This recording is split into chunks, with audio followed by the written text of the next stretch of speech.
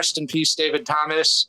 I would not be a musician without you or a podcaster, and I wouldn't be as confident as a person, so who knows what the fuck I'd be doing right now. I'd probably be working at a gas station or something. So yeah, rest in peace, David Thomas. You were the best of them. All right, that was it. That's nice. That was nice. It was the best of times. It was the worst of times. Yes. A tribute by dipping some chicken nuggets in your Frosty. Yeah. Different David Thomas. Damn it. What's funny, though, is every time I listen to Para Ubu, is I picture that David Thomas singing. Yeah, just the guy from the Wendy's commercial. Out in the real world, in real time. While he's holding a tray of fast food. Yeah. I don't remember where it came from, and I can't find any evidence of it, but I'm pretty certain that Rob Thomas's career was, it started as a campaign of some sort. There's something there with Wendy's fame and Rob Thomas Matchbox 20 success that has to do with that connection, because he's like Dave Thomas's nephew or something. Oh, really? Fast food Nepo baby. That's amazing. Exactly. Whoa. Yeah. But he made That'd be a great illiterate song title. Yeah. Fast food Nepo baby. Yeah. That almost sounds more like a Lucid Fugue. No, it's too literal for Lucid Fugue. Like, yeah, Lucid Fugue would have to be abstracted to 8 degrees and then be an instrumental. But yeah.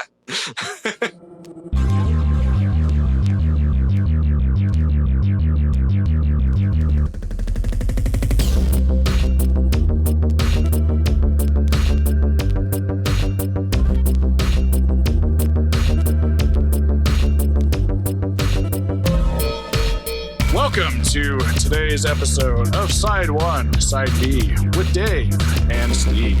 I'm Steve. And I'm Dave. And we have 2 guests with us today.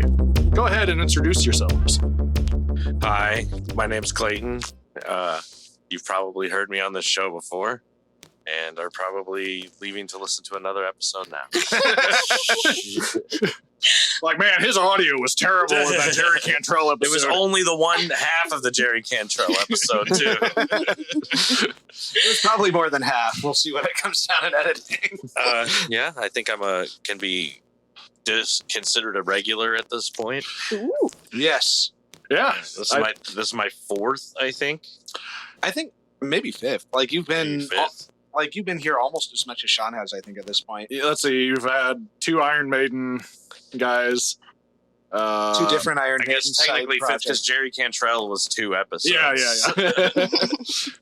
God, that album. Like, I brought that in. Yeah. I love that album, but by the time we were done with it, I'm like, I'm fucking done with this album. Yeah, like, and we yeah. split it between 2 weeks. Yeah, I'm like, and I will probably never listen to it. I was like, I loved it. We'll probably never listen to it again. I'll listen to Too long. I'll listen to the single disc version again. And my name is Laura. I hope you haven't heard my voice before. That would be weird and creepy. Because I've never been on this podcast. I've never been on any podcasts. This is all very interesting and new, and y'all know way more about music than I do. Oh, that'll be fine. You're our first comedian guest in podcast. Oh my God. Comedians. Whoops. So, yeah. Is that my line? Oh my Thank God, goodness. 'cause we're not funny. Oh no. One of our regulars, Pete, described us as Trey and Abed in the morning. Which I take as a compliment. Absolutely. I know he didn't mean it as a compliment, but I took it as one. Yeah. Well, what are we listening to today, Steve? Today, we are looking at a very, very weird album, but a album that means a lot to me, from a band called System of a Down. What do y'all know about System of a Down? Grab your clothes, put on a little makeup. Why'd you leave your keys out on the table? That was the first song by them that I ever heard. I think that was off their second album, the one after this. Yeah, Toxicity. Yeah. Mm. And then they were kind of everywhere for a while, and I didn't hear this album till after Toxicity had been a big thing for a little while. But yeah, I liked Toxicity quite a bit. I like this album too. This album reminded me a little, like Toxicity has kind of had like that big sweeping melodic metal thing well, this first album was like, oh, this sounds a little bit more like hardcore punk to me. Yeah. But yeah, that's the main thing I know about them. And I think I remember them putting out a song on Rock Against Push. I remember their album, I think, after this, then I kind of lose track. I think a lot of people my age had that arc with them. What's our age difference, David? I am 42. Okay, it's about 10 years. Yeah. My System of a Down for me is the band that my older brother was not allowed to listen to. And they had the coolest looking album covers in like, I don't even remember the names of these stores, but like CD stores, records, proper ones, like in the proper ones, quote unquote, in the mall where you could put on like, they had weird little consoles that you could, something like that. But Homer's is still around. Yeah. I can't think of these album covers without thinking about those stores in the mall and trying to sneak a listen without my mom catching us. I'm so glad I never had parents like that. My parents were only like that. I know more people with parents like that than I don't, I think. Yeah. I had one of my best friends growing up, he had the type of parents that thought The Simpsons were evil. Yeah, those are my parents. The Simpsons are so non-offensive these days. Was that the friend you were telling me about who would drag you to church things and you would say something about evolution and get yelled at? Yeah, the thing I posted on Bluesky about the other day. Yeah. System of a Down was very formative for me. When I was in kindergarten, I would think that they were the first band that was like, not only was like the first quote unquote extreme music I listened to, but probably the first band that was within my like periphery that wasn't like a boy band from the white teenagers that babysat me or Leonard Skinner from my father. So they were just the first like music that I knew, honestly, like really remember knowing existed outside of those. And I got really into them and I've loved them the whole time. Some people think it's a bad take, but I like every record that they put out. All of them have, all of them have good stuff on it. So I didn't really have an arc where I stopped listening to them or anything. I've listened to them pretty consistently the entire time. They stopped before you did. Yeah, they stopped before I stopped. Really? What did you think of the two that they released, was it like 5 years ago at this point? But the Genocidal Humanoids and Protect the Land, did you listen to those? I didn't listen to the two songs, right? Yeah. Yeah, they were fine. I'm pretty sure they were Darren's like solo B-sides or something. Yeah, I don't think that they were originally like written by all four of them as like supposed to be on a record or anything. Like they were fine, but I do think every record they have has merit and has good stuff on it. So I'm excited to listen to it. They're pretty. I have a pretty high opinion about the band as a whole. We did listen to Surge's skate punk record last season, and it was really good. Nice. Oh, I didn't even know. We had Dan on for Harakiri. I only ever listened to I'm so sorry. I only ever listened to Elect the Dead of his solo stuff, and it's Harakiri is a lot more melodic, a lot more punk, and I know it turned off a lot of System fans, but I fucking loved it. I thought it was a great album. Because Elect the Dead, I think, sounds a lot like a System album to me. Yeah, exactly. I feel like there's still a lot of holdover of like a lot of those are probably System songs that I'm sure we'll talk about Darren Malakian's ego later, but I'm sure there are a lot of Systems. A lot of it is like remnants of songs that he wanted to use in System that they just didn't. I think they were, yeah. And I know he released an EP recently, which were songs that they didn't want to do with System that he wanted to do with System. And I don't know. I kind of understand how the band wants to do Democracy thing, but how Surge is also frustrated that they don't pick all of his or pick his songs or whatever. So I don't know. I'm kind of of the opinion I don't really want them to come back at this point because I don't think this magic will be there anymore. A legacy act at this point. Yeah. I don't, I don't think they need to be putting out new records or anything. Like headline a show like once a year. That's huge with 6 other bands like they've been doing and just ride. Sally ride. I feel like there's just so many ways to collaborate that you don't have to do it under the System of a Down like umbrella or headliner title. And I know that's part of the why to do it like for the name recognition, but still, like, y'all are probably set. Yeah, they don't. Yeah. And none of their solo stuff really ever reached that caliber. Right. I don't know if the bass player had a solo band, actually. He's working on one right now, and I know he's been in other things, and I've listened to him, and I didn't think they were very... They didn't trip my trigger, we'll put it that way. Well, it's that Spinal Tap joke. You got... Turn it up to 11. Oh, right. You've got fire and you've got ice, and the bass player is like, my job is to be lukewarm water. I was going to say, when you said, did the bass player do anything of his own? Like, do bass players, like, do their own? Paul McCartney. Sting. Yeah, Paul McCartney, dude. I don't know. It's weird. Yeah. Okay, so local flavor, Ringo Starr is coming to do the Memorial Day Park concert. Oh, really? Yes. That's awesome, But dude. I love that. seems so strange to me. Like, although there's Phil Collins, I can't. I'm sorry. They usually do. They usually do like boomer era. Not as an insult, just like Right. music that my parents listened to as teenagers for the Memorial Park concert. Like it was. They did fucking Smash Mouth. I guess that was quite a few years ago at this point. It was Roger Daltrey from The Who last year. Oh yeah. Which I love The Who, but it's just like it's like one of them though. Just one of them is interesting. They used to have rockin' shows. I saw Styx in Kansas there one time. It fucking kicked ass. Honestly, I don't even really love Styx, Kansas, and Foreigner, but it was ripping. Yeah, they are also.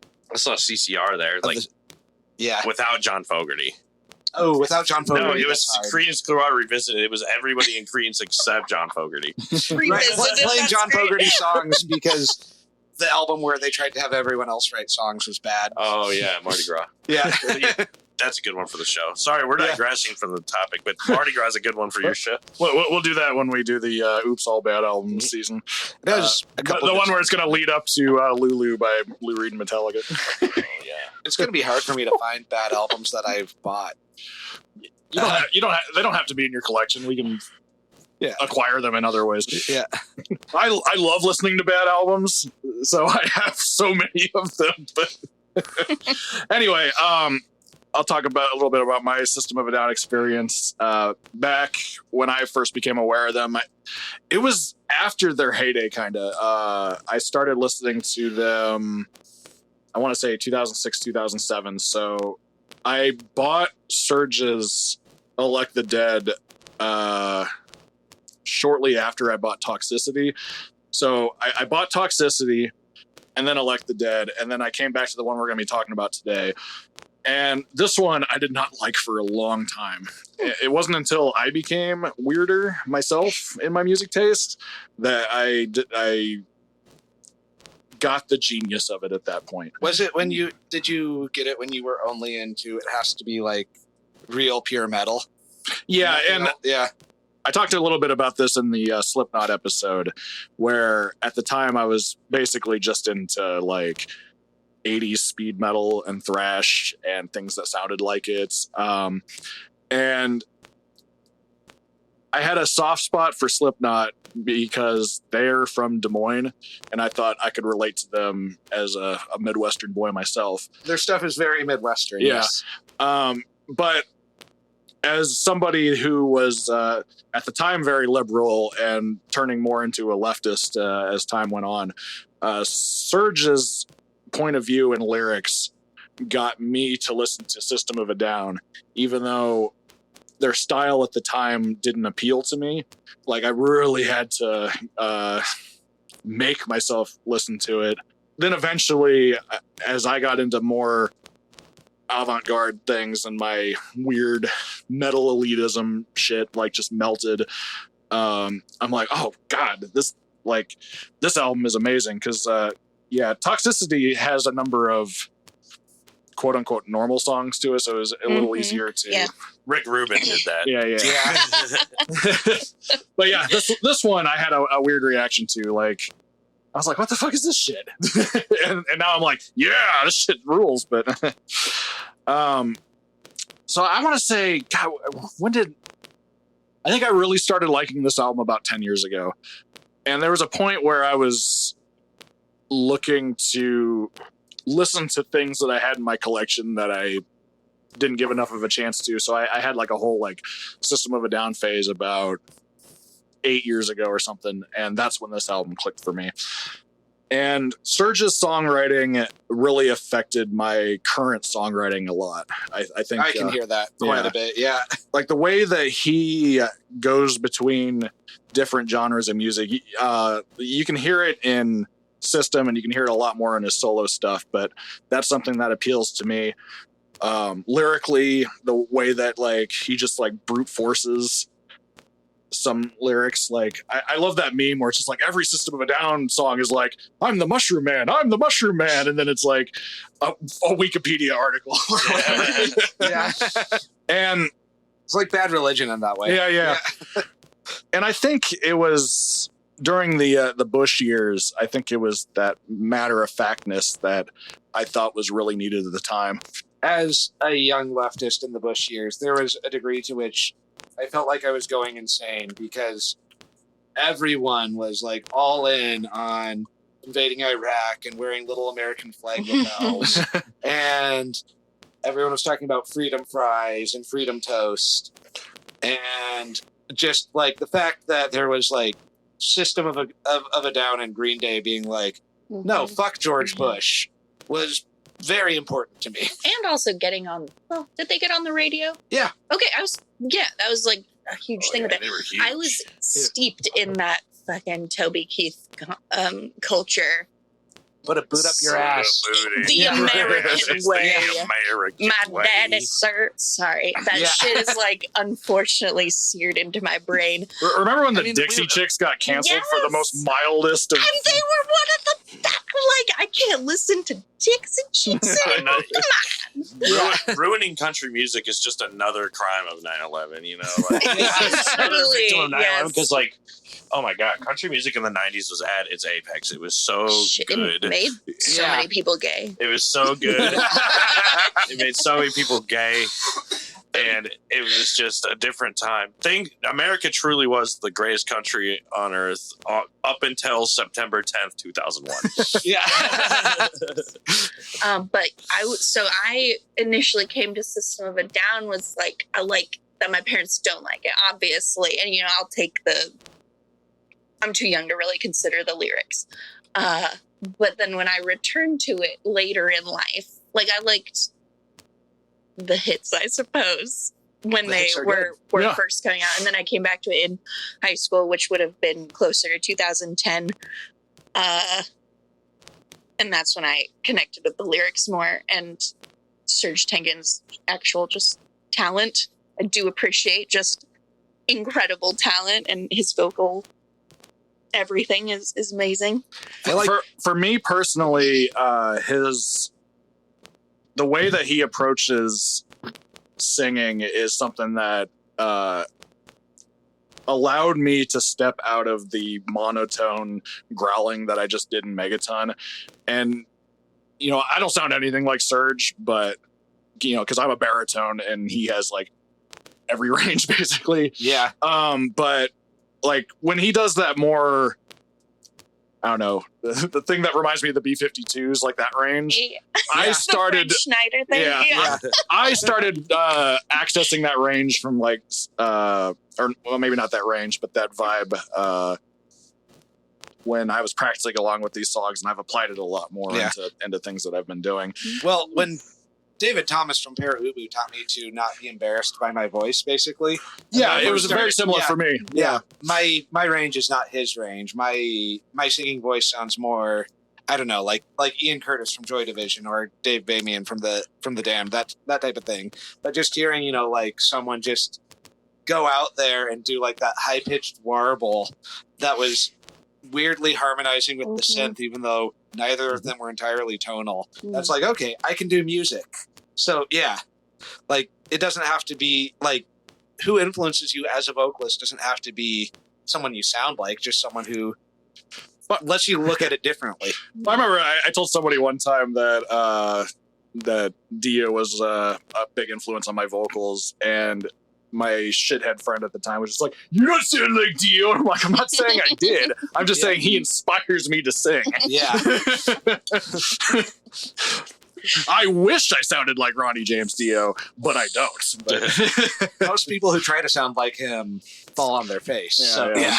Well, exactly. Like Yeah. the mimicry will make you sound like a jackass. Yeah, but if right. you actually just be inspired by it and make your own shit, then hell yeah. Yeah. That's why nobody likes that Greta Van Fleet band. Mm. I mean, really, like they're emulating to the point of disrespect, you know, Yeah. where nobody likes it. Well, you piggies like this slop? Yeah. all right. So, yeah, this album came out in 1998.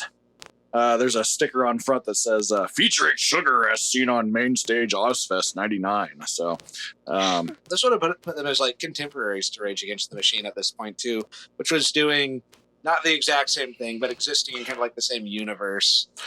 Not like really kind of aggressive, like metal, but also other influences and overtly political. I'm always surprised that Serge and Tom Morello haven't worked together more. They should.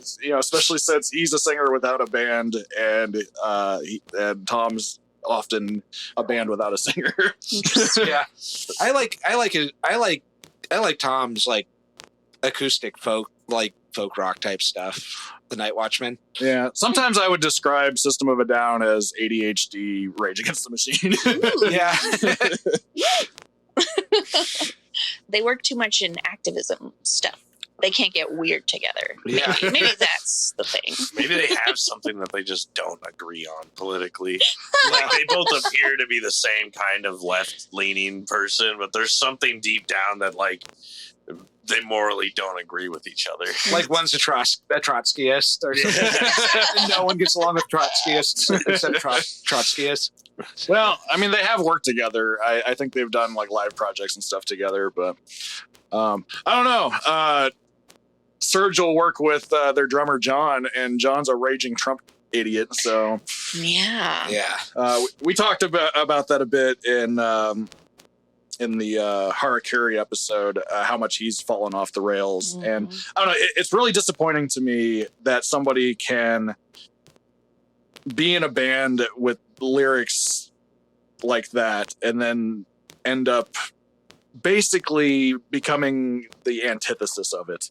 And I don't have to agree with everyone I listen to, because if that was the case, I could only listen to like The Clash, Gang of Four, Fugazi, and like stop there. But like there is a certain line with like being like someone who's more left leaning being in a band with a Trump supporter, which just seems weird to me. Yeah. Yeah, and I know Serge and John are like family at this point because Mhm. John's married to his sister, I think, or something like that. Their wives are sisters. Oh, okay, yeah. And That's pretty crazy. I didn't know that. and I know I think it's rumored that Shavo might be a right winger because he follows Ben Shapiro on Instagram, but he also follows like some like trans influencers, so that might just be Shavo being weird. Yeah. Maybe I don't know. People are rainbows. Yeah. They contain multitudes. Yeah, they Well, contain multitudes. That's a Maybe he nice saw- answer. Maybe he saw one Ben Shapiro thing and was like, yeah, get him. But then he still is all right with trans Yeah. people, Like, Yeah. I don't know. And following, I don't know. I don't follow police Following because people on it's- Twitter, I don't yeah. think should be a basis on like what they are like as a person. Well, and that all came from John's wife. Like went on some tangent where it was like John's not even the only right wing member of System of a Down. Oh, that could And be. so it, everybody's trying to figure Oh, out God. which one the other one is. Yeah. Who's the other one? Yeah. Yeah. Who do you think? The guy that was in a band with John after System of a Down, Darren Malakian. Well, and it's like when I was on Twitter, I followed Naomi Wolf during her I didn't follow her before her right wing turn, but I followed her during her right wing turn because it was funny. Yeah. Yeah. Yeah. Well, and to me, it's not even that John is a conservative, because I think James Hetfield's a conservative, but he doesn't ever talk about it, so it doesn't bother me. Conservatives are just going to exist, There's a difference between like conservatives and Trump. Well, yeah, Trump's not even a Exactly. conservative if you break it down And to there's it. a He's like- difference between people who have shitty views and people who have shitty views and don't talk about them. Right. Yeah. And to me, it's like John has gone on Laura Trump's show and he gives interviews where he talks about how great Trump is. And I don't understand how you could have a family that escapes the Armenian genocide and then you support an administration that's doing what they're doing right now. Yeah. Well, and then like the difference between different kinds of conservatives. Like I would like Mike Nelson from Mystery Science Theater is, kind of like conservative Republican type. But he's not annoying about it, like TV's Frank from Mystery Science Theater, who is an annoying liberal who won't shut the fuck up about vote blue no matter who shit, and he's incredibly irritating about it. Yeah. And I hope TV's Frank hears this. Friend of the pod, Frank. Friend of the pod. If you're listening, and we know you are. And we know you are. You're See annoying. your comments, Shut up about Jill Stein. I know you hate her. Shut the fuck up. Well, and to a certain degree, I can respect the whole I just want the government off my back stuff. Like, and to me, like, I think big business causes big government. So I think if you attack big government first, you're attacking the wrong thing first. But I can respect like an actual libertarian that's not just a Republican that wants to smoke weed. Mm-hmm. Yeah. Like Bill Maher, I guess. So yeah, that's why I have zero respect for John as a person, but I do respect his drumming. He's an incredible drummer. Oh, he's an amazing drummer. Absolutely insane. Anyone who can do that kind of start, stop stuff is a pleasure to listen to. Yeah. And from what I understand, and I know this is going to sound like, I just mentioned Bill Maher, like he just showed up at Trump's place and just like, he's completely different in person. Because I don't give a shit. Yeah. And I always see people like, John's great to his fans and he's great to like talk to and hang out with. He's not a bigoted person at all. I'm like, okay, great. Yeah. Like when you're talking in public, maybe you should use that persona and not the fuck immigrants and use the whole, like he's to me, he's like the personification of fuck you, I got mine. Like his family immigrated into the country and they're legal and all that. And he's a successful businessman. And so now he's fuck you, got mine. Whereas Serge is basically the same thing and he's still an activist. Yeah. I would like to go to John's comic book store. I want to know what it's like. Comic book stores are like, whenever I travel, one of the things I do is go to bookstores. And another thing I do is go to comic book stores just because it's really fun just to see, because they like comic book stores especially all mostly sell the same thing, but like locally they're all a little different. And then like if they are ones that will locally like carry zines and like local publishers, it's always really interesting to see too. Not so much interested in buying Funko Pops that I could get anywhere, which I don't buy anyway, but but like there's a lot at comic book stores if you look at what one in a different city carries. So like if you can find one that sells zines, which I don't know if John sells zines or not, but I tend to think that one owned by a musician would probably have a few local publishers or zines in it. So I'd be curious. Apparently Serge has a coffee shop in, I want to say Santa Monica. I saw somebody I was interacting with on Bluesky was talking about it, and he's like, "Yeah, I buy my coffee from the System of a Down guy," and I'm like, "Wake up!" And I'm like, "Don't do that to him because he hates that." I mean, I would hate it if people yelled that at me on the street too. After how many years? 20 years. All right, one more thing about John's political stuff, and then I'll shut up about it. I think it's funny that in a recent interview, he said that that Serge has. He thinks that Serge has some conservative leanings, and I see no evidence of that. And what I think it is I don't think Serge likes Biden or liberals. And so John just thinks that he's a conservative because of that. And I'm like, no, he's leftists and liberals don't usually get along. Yeah. If you look at my Blue Sky mentions, yes. Yeah. At least on the internet, yeah. All the unhinged block lists I got put on. Oh yeah, I looked at your block list the other day, and I was very disappointed. I'm only blocked by 19 people. I guess I'm not saying enough provocative shit. Yeah, I'm blocked by what, like 300? I thought it was funny that you're in the annoying leftist group, and then you're also in the annoying centrist group. Yeah. I think some of that's just slander. Someone just put everyone that they had a disagreement with in a group, and then I also saw that you're in the MAGA from the left group. Yeah, I think that was not group. Yeah. Dave didn't join these groups. Yeah. Just to, I think that was the guy who I started an argument with. Yeah.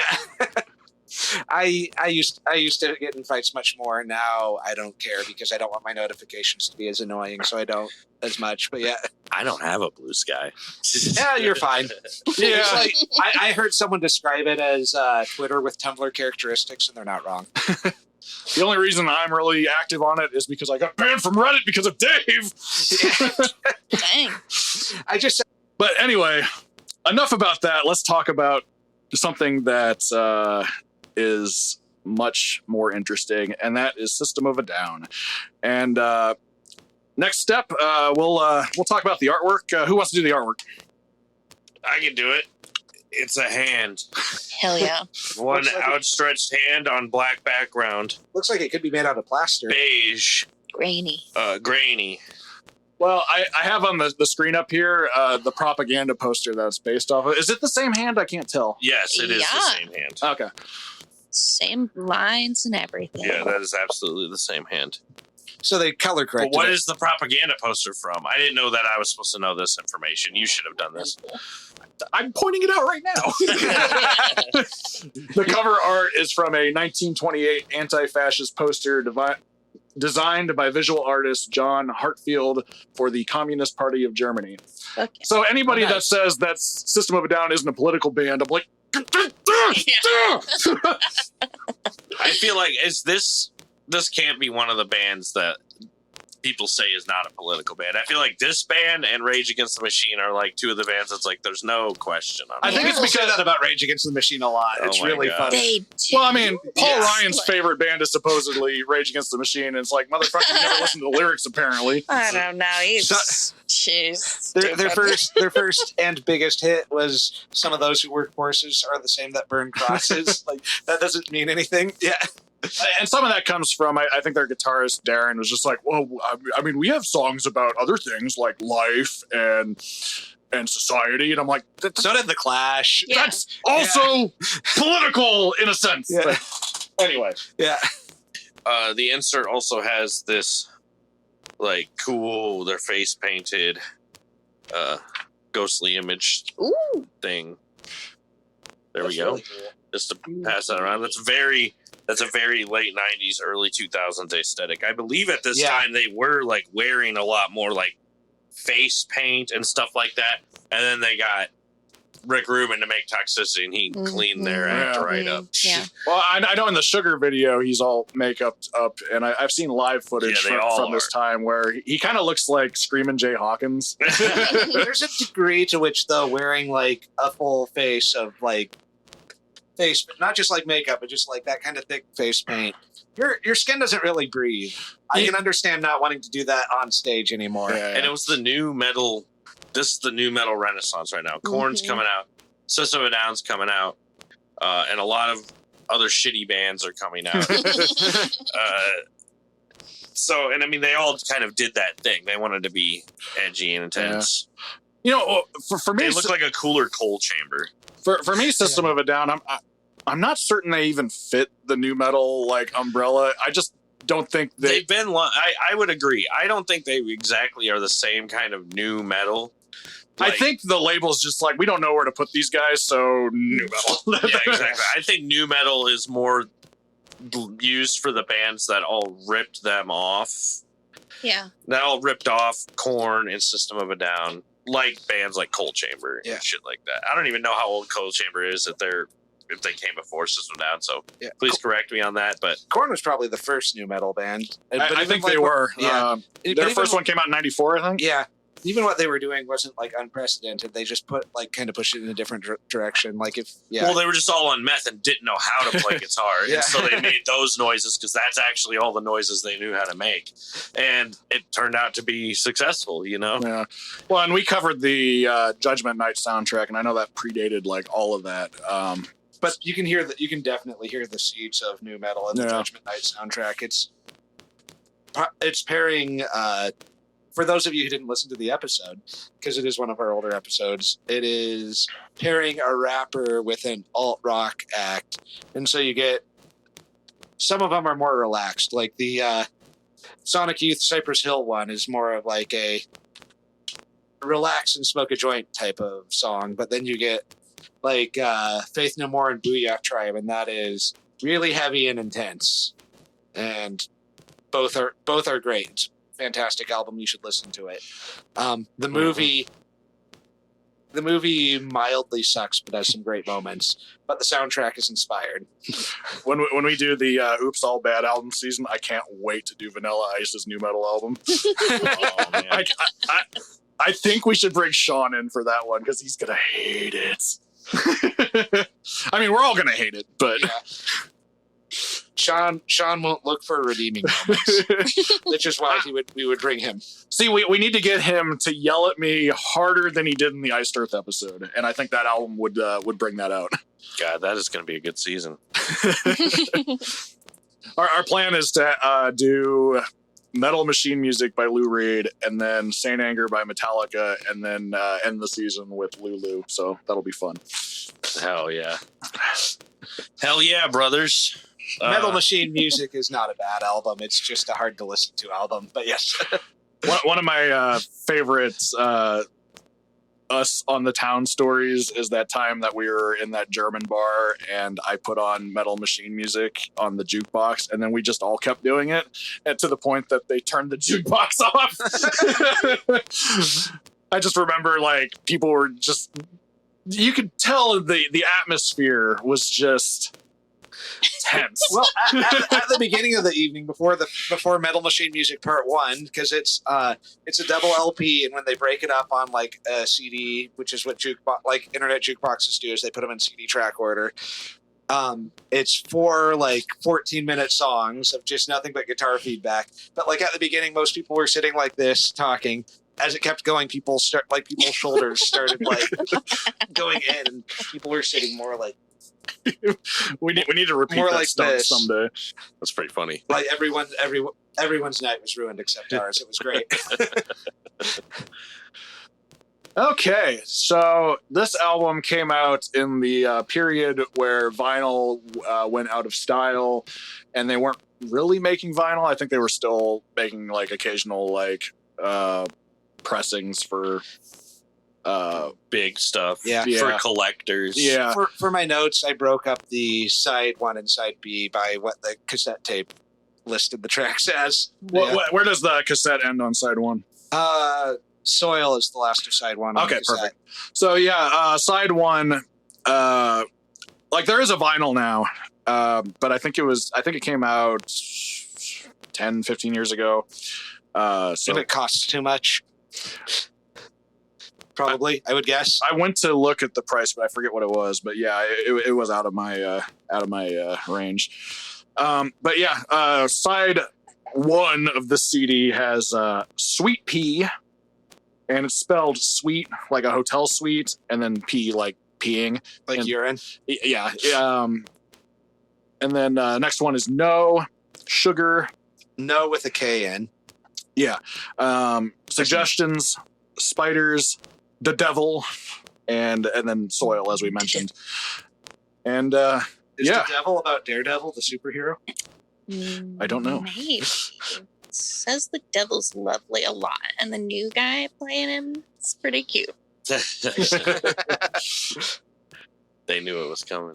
Yeah. Okay, and then on the back here, looks like there's a little write-up here. As the century nears its formidable end, our global experience of universal proportions predicted by many greats will arrive at our solar system, to our system of a down.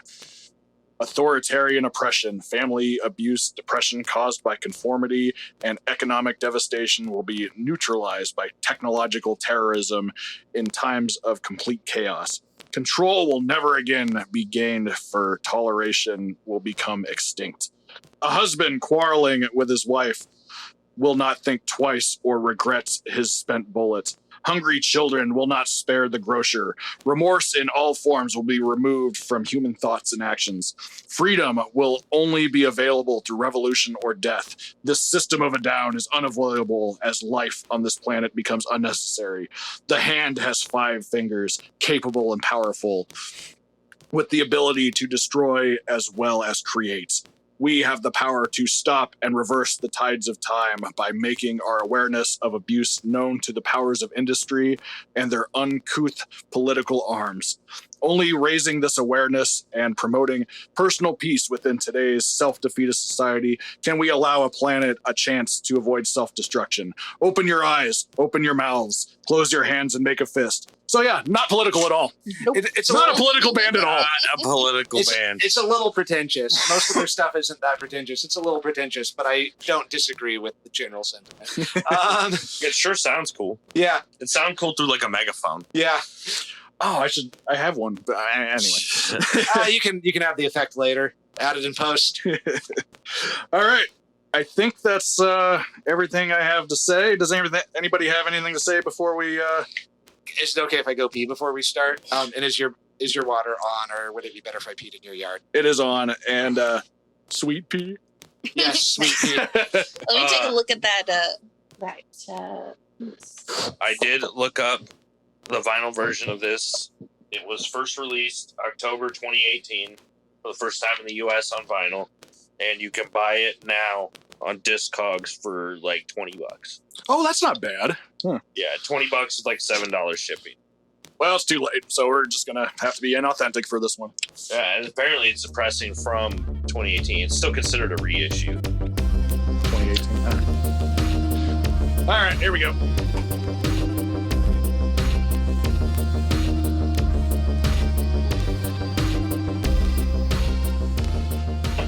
Sport. That's the song I always play in a bar that people are like, fuck is this? I got like Sports is so great. It's one of their best songs. I put it on the bar and people are just like, sports.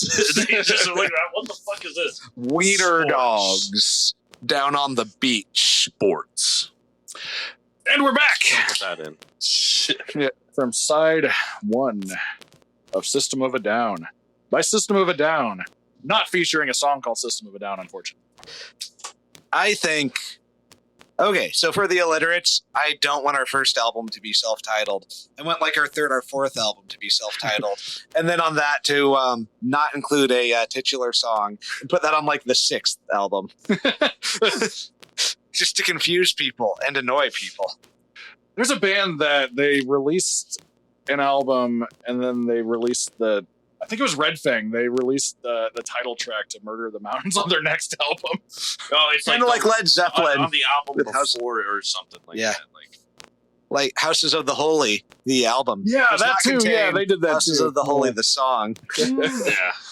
It's on one of the songs on the second half of the album, but they say like System of a Down in the song at least. At least there's a lyric of it. Oh. Yes. I was gonna say, well, they have the poem that it was inspired, Yeah. they got it from. Like, I assume that Serge wrote. Yes, he did. I assume, yeah. That sounds like something Serge would write. That really Yeah. does. I have his Yeah. poetry book, and it's good. I'm planning- It didn't change my life or Yeah. anything, but it's good. It's better than like Rupi Kaur or whoever that is. I read a lot of Rockstar biographies, and I'm planning on reading his sometime this Oh, okay. year. Yeah, me too. It just I came listened out, to. yeah. I didn't get through the whole thing before I canceled my Audible thing, but what I heard of it so far was really good. Did he read it? Yeah, it was him. Oh, reading wicked. It. Ooh. Yeah. Ooh. I might get the audiobook version then. Mm-hmm. You know, you can get audiobooks with your library card for Boom. free. Yeah, I should probably. Yeah. Plug the library. There you go. Mhm. Yeah. I canceled the it library. after Jeff Bezos and his fucking demonic smile that he did at the inauguration. I'm like, I'm canceling Amazon everything. I'm sick of that motherfucker. Mhm. I like the So picture of funny. him eating the iguana or hovering over the iguana about to eat it. It's the creepiest shit I've ever seen. And I'm a horror movie fan. I've seen a lot of creepy shit. All right, so that was 7 songs of very high energy, mostly high paced, and a lot of abrupt stops and starts. And Spiders was the slowest song, and that Mhm. wasn't slow through the whole song even. Right, So, yeah. What'd y'all think? Great. Yeah, great. Solid sided music. Fantastic. There's no song I would cut from it. There's not a moment I was bored during that whole thing. In fact, Yeah.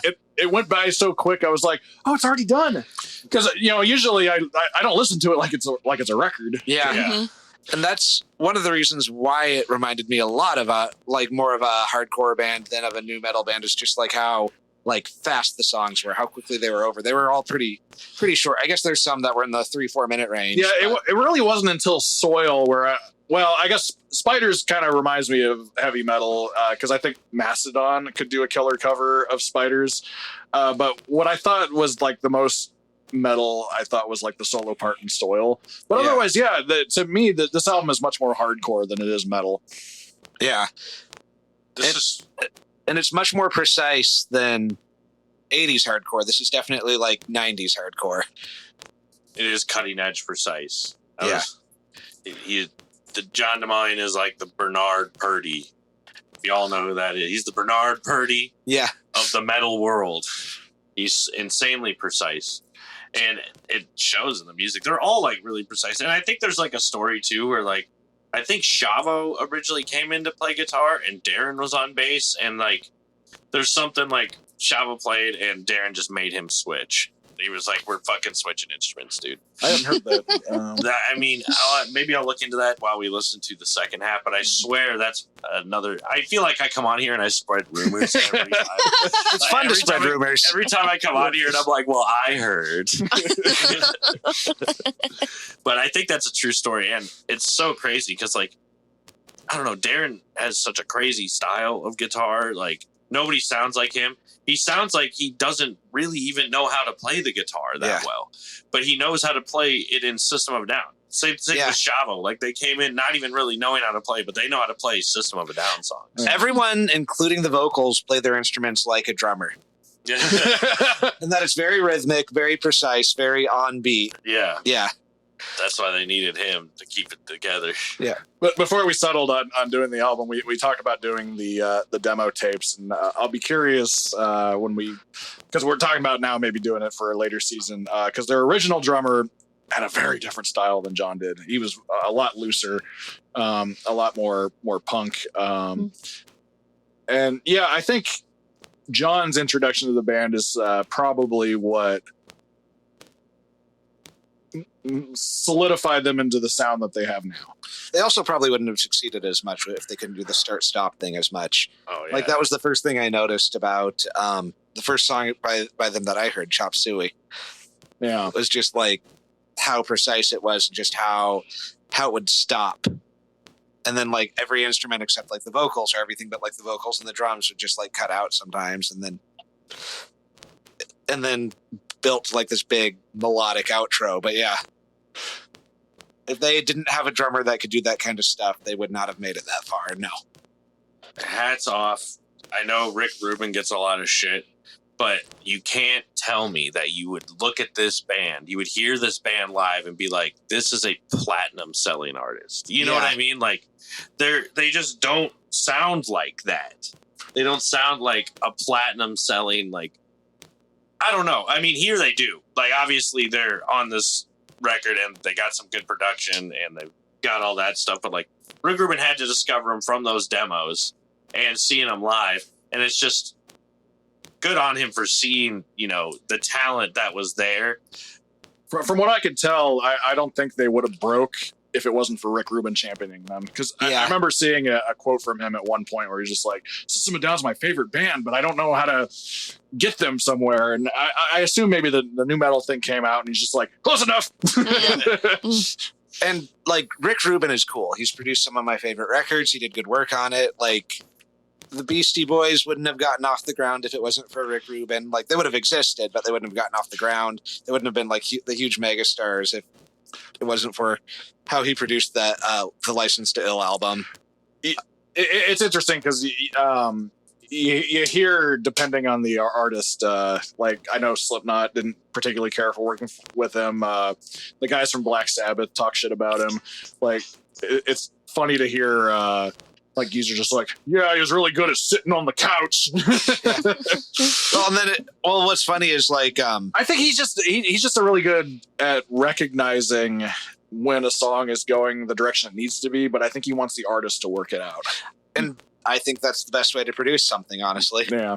I think one thing that I remember when I read Girl in a Band, Kim Gordon's autobiography, she talked about, you know, like how cool how cool she thought he was, and then was shocked about how much she liked Journey, and then like she thought about it as like, oh yeah, like he works a lot with samples. He wants to grab those big crunchy power chords, and yeah.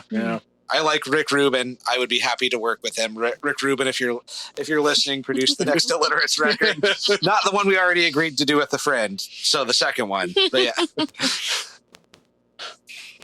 Well, he's touched a lot of my favorite records, which I'm now blanking on. But I mean, this is one of them. So yeah, License to Ill is a great record. I have that on vinyl. We should do this one sometime. We should. All right. So for the sake of what you choose to not edit out, Clayton had a family emergency. His cat killed a mouse, or may not have killed a mouse, and he has to go deal with that. But yeah. He already told us he loves this record front to back, so I think his opinion is pretty well known on this. But yeah, good to have him on the intro, though. So yeah, we will carry on. I told him we're going to make him listen to Blaze Bayley, Iron Maiden now, just so we can complete the Iron Maiden Clayton trilogy. All right, so I think we got our general thoughts out pretty well. Yeah, let's go down track by track now. Sweet Pea. Excellent. This one, I love. It's a great intro. I love his aggression on this one. I think the lyrics are really interesting. And what's really funny is back when I was in my teenage years or early 20s or whatever, when I first encountered this, I was put off by the title Sweet Pea for some reason. I don't know why, but it's a bit off. It's a bit off-putting. Yeah, it's a bit off-putting, and they spell it differently, which is either awesome or annoying, depending on how you look at it. So yeah, were you put off auditorily, or did you read it first? I was also put off auditorially. I was put off because I was a metal elitist that didn't like anything that wasn't thrash metal. Okay, I see. It was too soft. This was Megadeth is the only band that matters, Steve. I don't know if too soft would be the right way to put it. No? Because I think they hit harder than Megadeth does. Yeah. What do you mean the song is called Sweet Pea? Pet names in metal?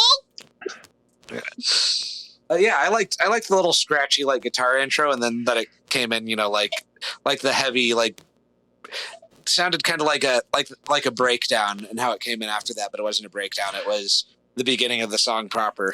Darren's guitar playing overall reminds me a lot of how you talk about guys like the dude from Sonic Youth or Jay Mascis and stuff like that. Oh yeah, like the feedback heavy. Yeah. Experiment. Yeah.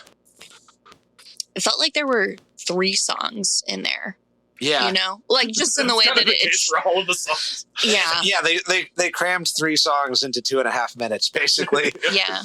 Where the bridges except it worked. A lot of bands do that and it doesn't work. We talked about that in the Dream Theater episode a lot, where it's they cram together, except they drag it out. System of a Down does it in 2 or 3 minutes, and Dream Theater does it in 10 minutes. Exactly. Yeah. Do it in 3 minutes. And that's so wild. And it still sounds like the same song with System of a Down. Well, with Dream Theater, it sounds like, did they just start playing a different song? No, wait, it's circling back. Yeah, there weren't really any moments on this where I was like, are we at the next song yet? Or is this a different song? It's yeah. Maybe some of that's I've listened to this a million times, but I think part of that is just that they're very good at composition. No, I think the last time I listened to this album was 10 years ago. And so if the songs ran together, I would have noticed that I would have been confused about when the changeover was, and I never was. So yeah. Yeah. But yeah, 19-year-old Steve didn't like Sweet Pea, but 38-year-old Steve fucking loves Sweet Pea. That's a great song. Oh yeah. Yeah. And then the hardcore elements, especially in the breakdown near the end, it's it makes perfect sense to me that Serge eventually made a skate punk album. And he even talked about that a bit in the interviews for Harakiri, where he talked about how it reminded him of the early days of System.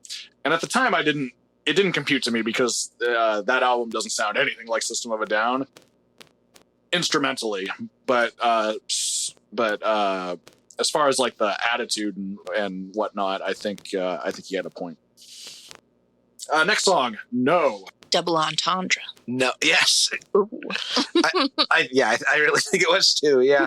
I liked the dynamic. Like this one had like a lot more of like the, like at the beginning, you know, you like at the beginning of Sweet Pea, you had like the intro and then everything came in. This had a lot more of like the switching out between minimalist and maximalist as the song was going, which I liked quite a bit. I liked, you know, like starting really heavy and then like cutting out to just do like the finger tapping guitar work. That was pretty cool.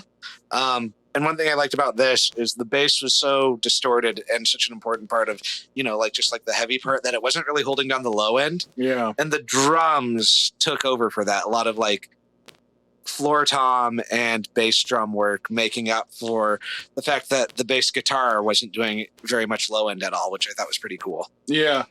I always appreciate a little. He's already referenced Shakespeare twice now, and we've got it again with Cursed Earth, and I just appreciate the extra syllable. I like the hitting that syllable rather. Yeah. And, you know, like Shakespeare's great because it's all written in iambic pentameter. So a vocalist as rhythmic as Serge. Totally. Yeah, hitting on that is really great. Yeah. Yeah, I agree. It's really hard for me to like pick the high points on this album because like the whole album I think is a high point. There's not a song I don't like. Yeah. Like I think the song I like the least I end up liking as much as the other ones by the end. And we'll get to that as we keep going. Yeah. Next one is the big hit that everybody knows. Sugar! I was off mic before we started recording, joking that it was my favorite song on the album to get a rise out of Clayton, and then gave it away while we were recording because it would have been funny to keep going with that bit, but I got sick of it. I wanted to have a real conversation. Yeah, but it is a great song. I do like it. The music video for it's really good too.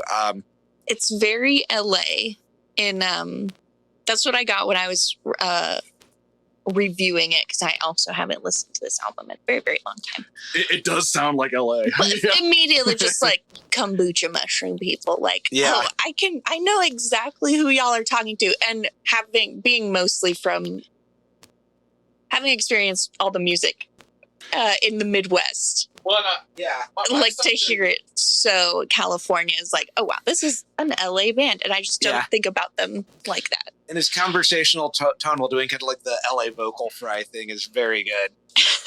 Yeah. Well, I always felt like this song is him criticizing liberals from the left, at least in part. The kombucha mushroom people part. The kombucha mushroom people, yeah. Yeah. I have to imagine that when he writes things, it has multiple meanings and directions and stuff, but that's kind of what I took from it. It's just fun. Like it's hard not to just like laugh and nod along to it. It's the funniest song on the album. And his breakdown where he's just like, no lights, no music, just anger. Like that part. It's like, this is what you probably expect from your metal, don't you? Yeah. Like that. Yeah. It deserves to be a single. And sometimes singles are obvious, and this was, I think, the obvious single from this album. But besides, I think they mentioned Spiders as the other one. Yeah, those two were kind of the obvious the singles, but also at the same time, I have to imagine the record executives like, what the fuck is this? Yeah. I famously have pretty bad like single radar. Every time I learn like that was the single for this album, I'm always surprised. So it doesn't. Yeah. There's been a number of times on this podcast where we're like, why did they pick that one as the single? There's times when I'm really able to pick out what's the single though, because by what's slightly better produced. Not necessarily better written, but better produced. Yeah. That really stood out on the Jerry Cantrell album too. Like suddenly it'd be like, oh wow, there's like 3 more overdubs than there are on any other songs on this album. Yeah. Do y'all know what Sacco is? I'm looking at the lyrics, and Sacco I think was either their friend or their roadie or both at the time, and I think they're still friends. It's funny you say that because I saw a newer clip of them playing it live, and Serge went, "Who the fuck's Socko?" Maybe if it is a friend who's like, "Hey, I'm tired of people recognizing me." Next song, Suggestions. A very bouncy song. I love the lyrics on this one. The line, "If you are the light post, then you own the working class," I think is very meaningful to me. For the leftists. Yeah. I like how the beginning was like Led Zeppelin 4, kind of like English folk rock on an electric guitar type thing, but then it kind of kept going and got into kind of like this band didn't exist yet, but Gogol Bordello type, like Eastern European, like Ukrainian style, like folk punk type thing, bouncy folk punk type thing. And then, within like the blatantly Marxist lyrics, it was like a good combination of things. It was a great song. I do think it's a great choice as a single, but it is not typical to what the rest of the album is. So I wonder if anyone bought the album off of this single and was confused by the rest of it. Probably, yeah. Let's see. Suggestions is a song that I felt like if the guy that covered this band and which he did Chop Suey and B-52 style, he could also do this song. Oh yeah, the B69. Yeah. Look up the B69 YouTube channel. It's hilarious. It's a guy. So it's like a guy and a girl covering songs in the style of the B-52, so you can hear like Chop Suey by System of a Down or Wet Ass Pussy. Got it. Okay. But, nobody can cover Wet Ass Pussy like Ben Shapiro, though. He was the king of Wet Ass P word. Wet Ass P word. Got a bucket and a mop. Yeah, I hope you go bankrupt, you motherfucker. He probably will. I want to see whatever footage they shot of their King Arthur show that tanked their network. It was obvious to me, anyway, that he was AstroTurf to the who do you even conservatives I know don't fucking listen to Ben Shapiro because he's annoying. His horror movie was, I don't know, it did okay, which annoyed me. Okay in the horror movie space, it's just not great. Yeah, and then fantastic. And then there was Lady Ballers, his transphobic sports movie, which I saw the guys from Scorn cover that one, and it looks terrible. I kind of want to see it in a way that doesn't give him money. I want to pirate it. Oh, right on. If we're talking about doing a movie podcast spinoff, and I think that would be a fun one to do. But yeah, we'd have to figure out a way to do it without giving him money. Of course, if he goes bankrupt, then I suppose no matter where we got it from, it wouldn't matter. If y'all use Plex, you can share pirated stuff. Yes, we should do that. Yeah. The next song, Spiders, one of my favorite on this album. I love how haunting it is. It's got kind of that doomy progressive vibe to it that I've really started liking in the 2010s. So it's kind of ahead of its time in a way, I felt like. Yeah. It was the only song on this that I would call pretty. Yeah. Yeah, and the 4 songs leading up to it were such a. Well, I guess Sugar wasn't really terribly fast, but I mean, Sweet Pea, No, and Suggestions, all had a really fast pace. So it was really nice to like come down for a little bit before moving on to the. They needed the change. They needed the change of pace. Yeah. That's part of the reason why this album is so good. It's like they knew that they needed to put that there. Okay, the song after that, The Devil, D-Devil, or whatever you want to call it. My favorite song on the record. Shake your spirit, Shakespeare. Shakespeare. I like the galloping drums, especially on the intro. I like it anytime there's low drums and then just the guitar ringing back with feedback. That's always gold for me. The pitch jumping is super fun. Right? Yeah. I agree. Super fun. Yeah. And we got more Shakespeare. Dang, dude. More Shakespeare.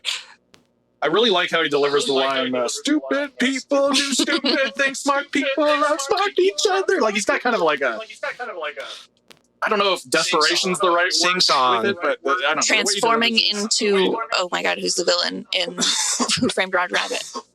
Transforming into Judge Doom. Judge Doom, yeah. He seems kind of like a cartoon character sometimes. When I think about the start-stop style of it feels like a cartoon character crashing through a drum set, but they make it sound good. Yes. My favorite song on this record. It's a lot of fun. Yeah, the high pitched stuff makes you pay attention more. It makes you pay attention more. I think 4.2 octave. Yeah, I think that's something I like about this album as a whole. Is it's very active, and like when we were listening to it, I was just sitting there bouncing the whole time. It's just fabulous. And I like it when music like this. And I like it when music like this is not only circle pit music, but it's also pogoing music. Because some of us would rather just stand in one place and jump. Because some of us would rather just stand in one place and jump up and down than slowly walk around in a circle and throw elbows at people. The devil is lovely. Speaking of pogoing, I have a friend that's really into System of a Down, and we were talking about the song on Toxicity where it was about group sex, and she didn't know it was about group sex. I'm like, did you really think it was about his pogo stick? Just one pogo stick? Like metaphor? What? Yeah. The pogo stick is something you can bounce up and down on. And then Soil. Soil started off as my least favorite song, but then by the end it's like, I like this as much as the others. Like, I like the very beginning, like I liked how the intro was like 77 punk before getting into like Korn style new metal riff, which I thought was like a cool contrast.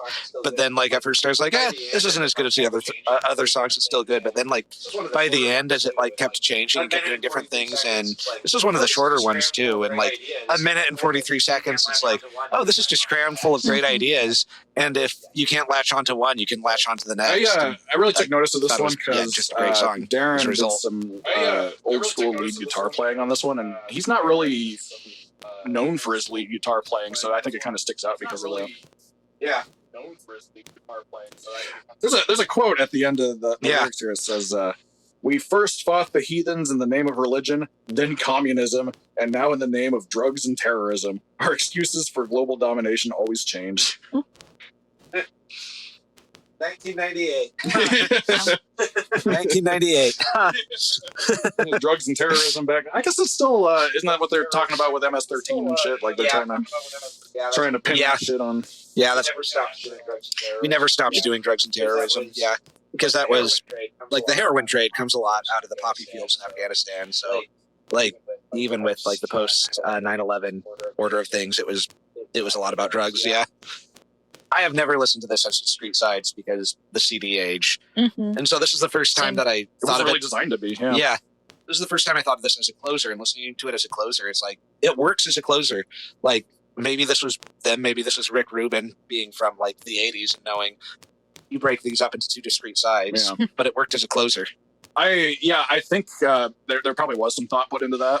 Because I also noticed, like, this album doesn't suffer from the same problem that a lot of its contemporaries does, where they're like, we got to fill the whole fucking CD. Yeah, this has to be 50 to 68 minutes.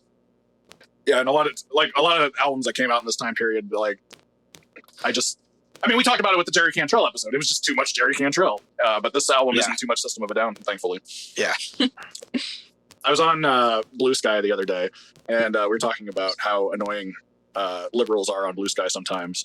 And I was thinking about the guy that's just like, I'm a Reagan conservative, but I hate Trump. And I'm like, he enabled him. Everything Reagan did led up to this. Yeah. What do you hate about Trump? Because I can tell you exactly how Reagan did something similar. Reagan was Trump that fucked you with a smile on his face. Yeah. It's like, I admit the guy was great at giving speeches. There are times where I listen to Reagan speeches and I'm like, man, he was a great speaker. Horrible person. Yeah. Horrible politician. Like, what do you hate about Trump? Do you hate that he's fucking over public sector unions? Reagan. Do you hate the backdoor corruption with foreign deals? Reagan. You know, I guess if the only thing you don't like about Trump is the tariffs, Reagan didn't like tariffs. That's it. There you go. His campaign slogan was also "Make America Great Again." Like, Yeah. to me, he was just a proto-Trump. Yeah. All right, so that was side 1. We're going to move on to side 2 now. Excellent. We got war. War? Wait, there's a War? question mark. War? Yeah. War? War? I've War? never heard of it. Yeah. I'll try a little bit. Yeah. This is a treat. Yeah. Just a little bit. Just a little bit of work. Just a little bit of war. I didn't get dessert last time I went out. So, yeah. Mind, which is a Talking Heads cover. No, it isn't. I just, yeah. You know he could do a great Talking Heads song. Oh, he definitely could. People, Hubert, Darts, and Pluck. Wait, it's all capital. Pluck! Pluck stands for politically lying, unholy, cowardly, and killers. I remember I was on John's Instagram one time, and I saw a bunch of people leaving him comments about, because he posted something pro-Trump, and I remember somebody posted, "Oh, come on, John, you know that Trump's a pluck." All right. Any other thoughts on this side before we move on to side B? Nope, it is more or less how I remember it, but since it's been so long, it also felt a little fresh. So maybe I need to make sure I have 10-year gaps between listens sometimes. As not a metal guy, it was validating to hear that everyone else really loved Suggestions and that it was possibly their favorite too. That was great. Yeah. Like I said, the lyrics to that one are just...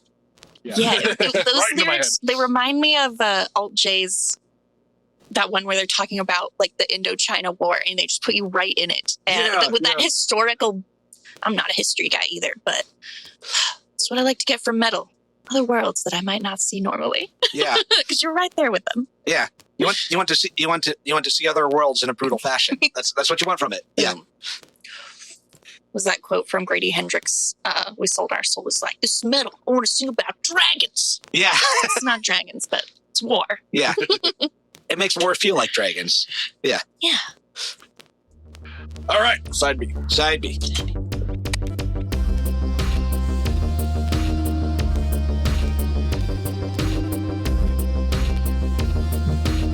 I'll just leave it running and we might get surprised like we did in the GTA episode. Yeah.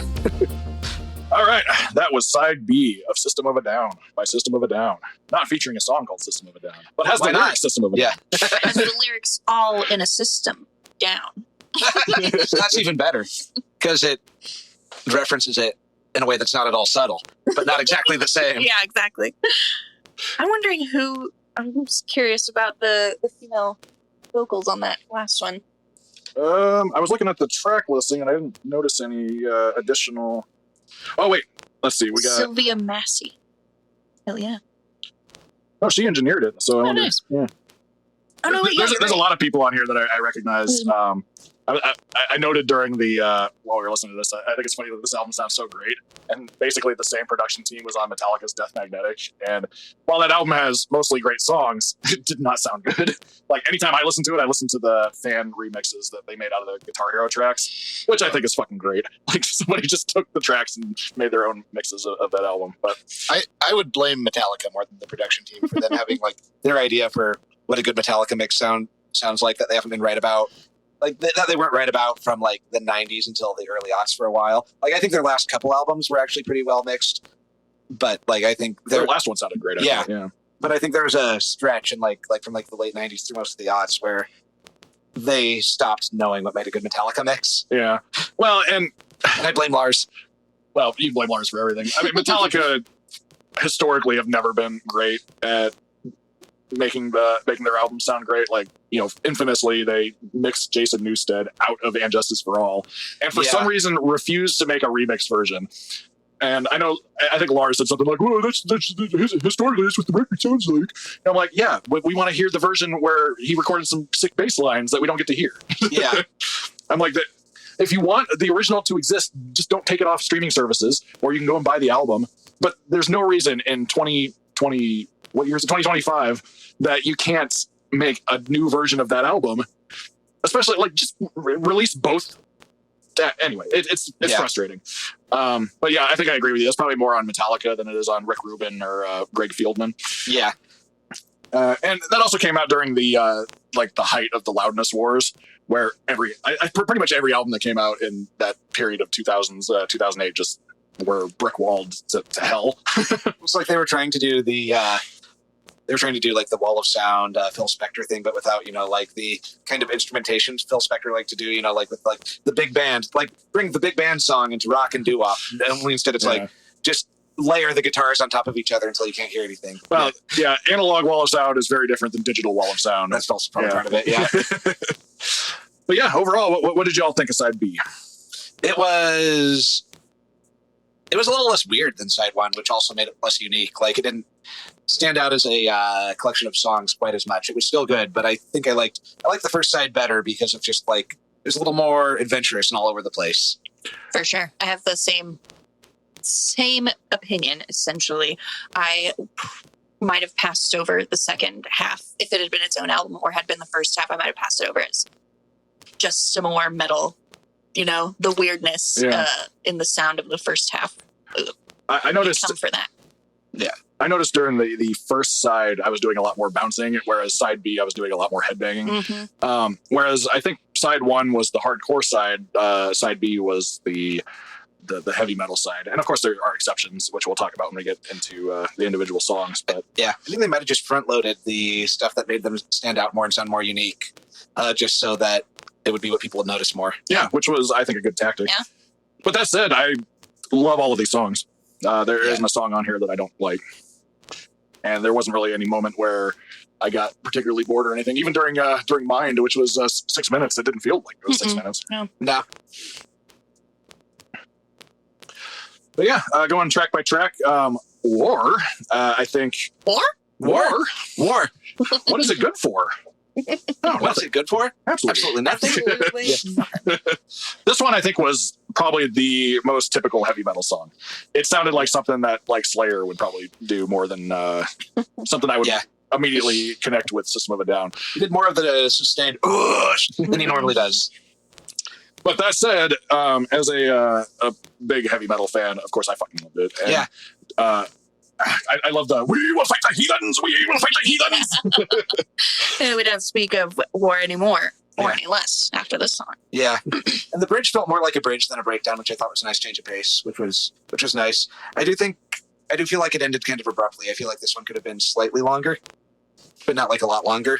It just kind of felt like it stopped. The next song, Mind.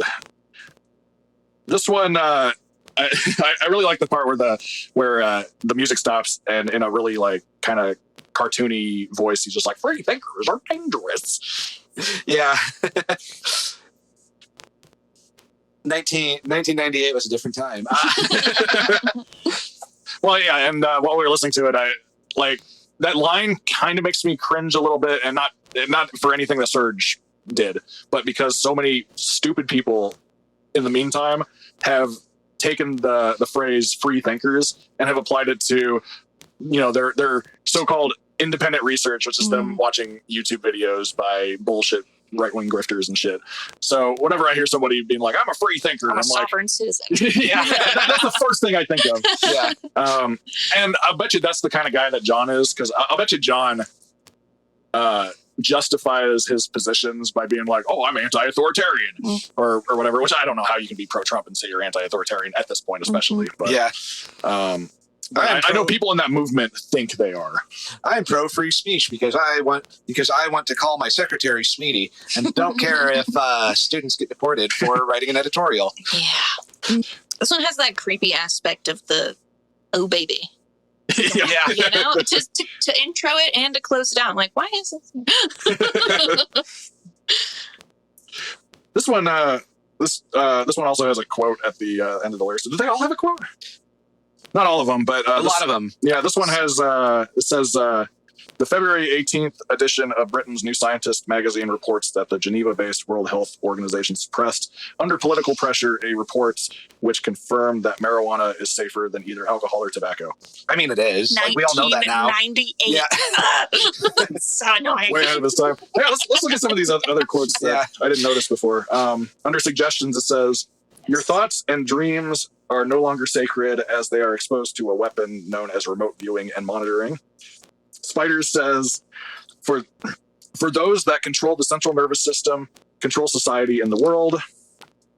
Under Soil, it says, I already said that one during it. During war, it says mind control technology has been used by the CIA since the 1950s as part of their non-lethal covert weapons program. Okay, I will say yes. The CIA has always tried to do mind control stuff, but it's never worked. They've succeeded in like breaking people's minds, but not in rebuilding them. But yeah, MK Ultra was real. They never actually reprogrammed anyone. They just dosed a lot of people with dangerous amounts of psychedelics and then just Turned them loose turned them loose on their families and friends. One of them was Charles Manson, which I think is wild. Didn't all the LSD that came out came from that? Mm-hmm. I think the Unabomber was too. I think he was too. Yeah. But yeah, like I think it's the CIA's fault though that we didn't get that we stopped getting like the clinical trials that could have led to LSD being used as a drug to treat PTSD, which it would have been good for, but now it's all just illegal. Yeah. Yeah. Because the CIA just had to put so much into people's brains that they stopped functioning as people. But yeah. See, the next one, Peephole, this one kind of slowed down a bit. I think kind of serves the same purpose that Spiders served on the first side. It didn't slow down as much as Spiders, and it had its heavier moments. But that said, for the most part, I thought that one had a slower, chiller vibe compared to the rest of the side. It was a standout for me because I like their whole Cabaret of the Damned carnival. Yeah, so good. Yeah, carnival music. It's very good. It's what makes them stand out the most out of other bands like this. So yeah, I thought it was a nice change of pace, and I liked it. I liked how there was a little feedback tape noise thing that was kind of leading Out of Mind into this. I thought that sounded really cool. Yeah, I'll mention that. I mentioned earlier that his vocal style had a distinct influence, or his vocal and lyric style had a distinct influence on my own songwriting, and I think Darren's Carnival of the Damned style guitar playing influenced my own, because there were a number of moments on my upcoming solo album where I demoed just a regular power chord riff. And, I'd listen back to it. It's this is fine, but I need to come up with something else. And most of the time I'd come up with something that was much more in line with something like that. I have a riff that I describe as Kefka from Final Fantasy VI Wet Nightmare riff or something. This one also had my favorite guitar solo, which was enhanced by the little scream, vibrato, high-pitched screams Serge was doing slightly off mic. Enough for the mic to pick it up, but not as close as he was for his normal singing, which... Yeah. Yeah, this one was a highlight for me. Yeah, maybe my favorite on the side. For sure. Probably for sure my favorite on this side. Just the vibe with, all the metal accoutrement. And I like any time there's a bass line that makes me want to dance like this. Yeah. Next song, Huberts. This song, I while I'm reading the lyrics, I'm trying to figure out what this one's about. This one also has a quote. It says, why do societies hold the pantheon of 12 gods to be true? Or why do old societies hold the pantheon of 12 gods to be true while modern societies generally have one god? So I guess my theory about this being about something like Soylent Green probably isn't correct. I mean, I could give answers as to why polytheism developed into monotheism, but I don't know. I didn't come prepared for that kind of thing. I don't want to use my religious studies degree tonight. Well, what a waste. Yeah. Why did you even get that degree if you weren't going to use it on a podcast in 20 years? I liked how the guitar, and then just like the heavy, just kind of thumping, bass kind of traded off at the beginning. Part of this was it was so short that I didn't finish gathering my thoughts before it finished. Yeah. Which, I like short songs, but maybe this one could have been cooked up a little longer, but it's a deep cut. But the organs are rare. Yes. You can't cook them longer. They're rare. Yes. Can't. I do really like the line, a pyramid mindfuck. That whole That's first great. stanza is great. Pre-flight to light. To fix street lights. Next one, Darts. This one sounded a bit more like it belonged on the first side. This sounded more like a hardcore song. This sounded more like the punkier side of hardcore even too. You mentioned while we were talking about it during listening that it kind of sounds like when Slayer covers hardcore. Yeah. For the lyrics, I felt way more of that kind of fantastical bit of metal, a lot of God talk, arise as did the gods. Yeah. Yeah, it did, have a lot of that, God's eye view, just they draw it out from the primordial ooze type of yeah, like heavy metal, take the cosmic view of it type of thing. Yeah. Yeah. This one also has a little blurb at the end. It says, System of a Down would like to dedicate this song to the memory of the 1.5 million victims of the Armenian genocide perpetrated by the Turkish government in 1915. I didn't get an anti-genocide vibe from this song, but... I did from the next song, but yeah. Oh, yeah, the next song. Yeah. But maybe because it was about the genocide that their families lived through and they themselves experienced to some degree, that they abstracted it a little bit in the lyrics and then made it more explicit in the little blurb at the end. I think that he's really good at making abstract lyrics that you have to like think about. Yeah.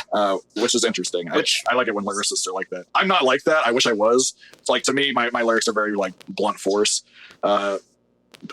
Because that's just the way that I write. But I really appreciate singers that get poetic like that. Yeah. I get poetic in a blunt way.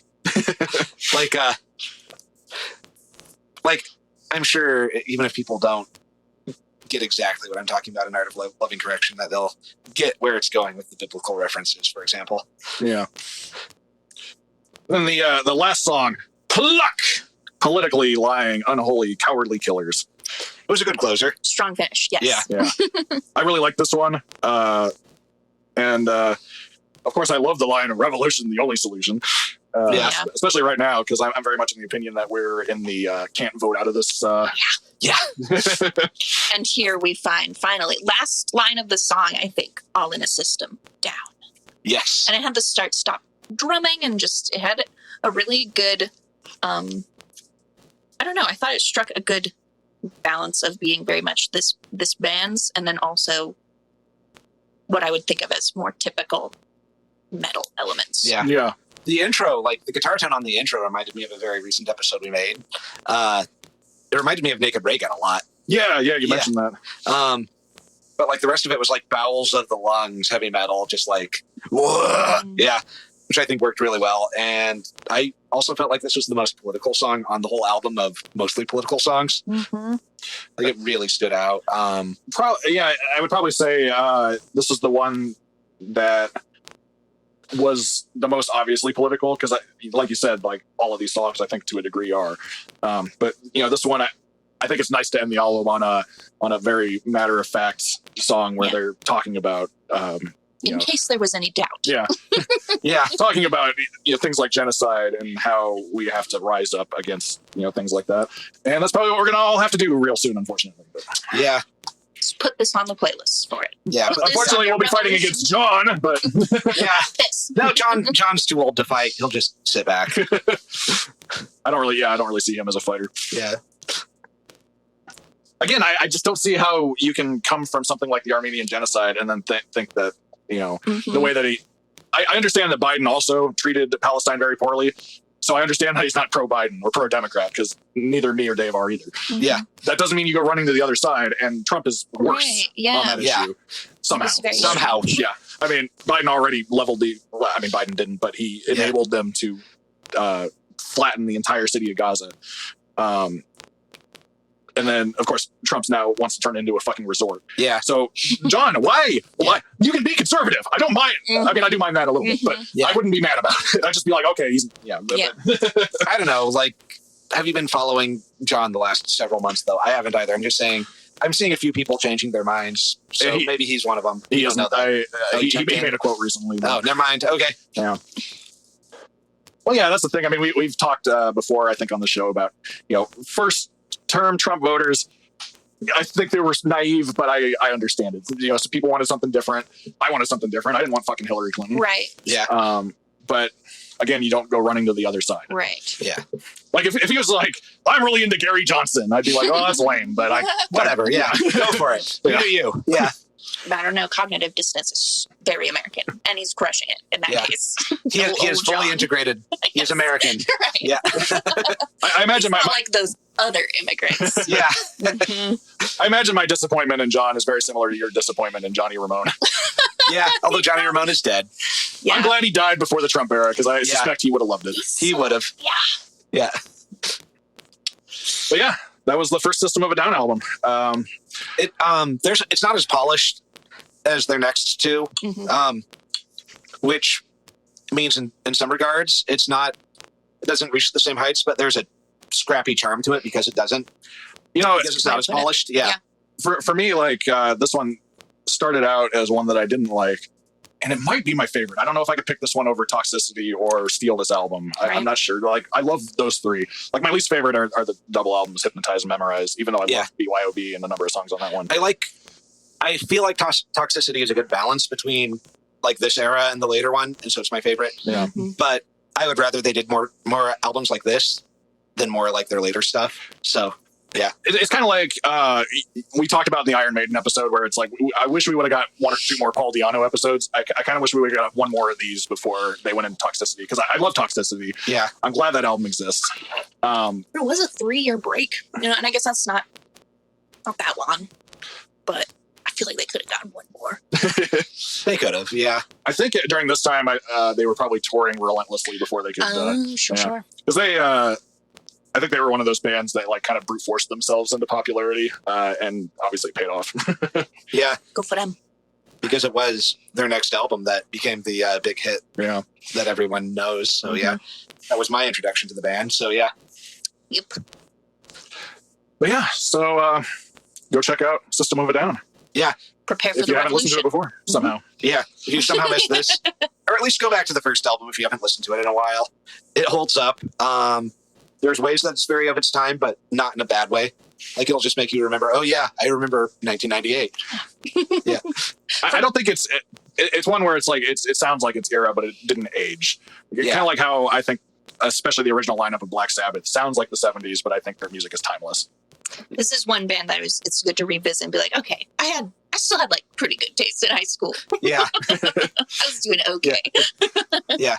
Ignore the Creed CD I bought. And then just remember this. Yeah. Well, instead of this in high school, I was listening to Godsmack and Disturbed. So okay, yeah, that's where I like all the Shinedown albums. Yeah.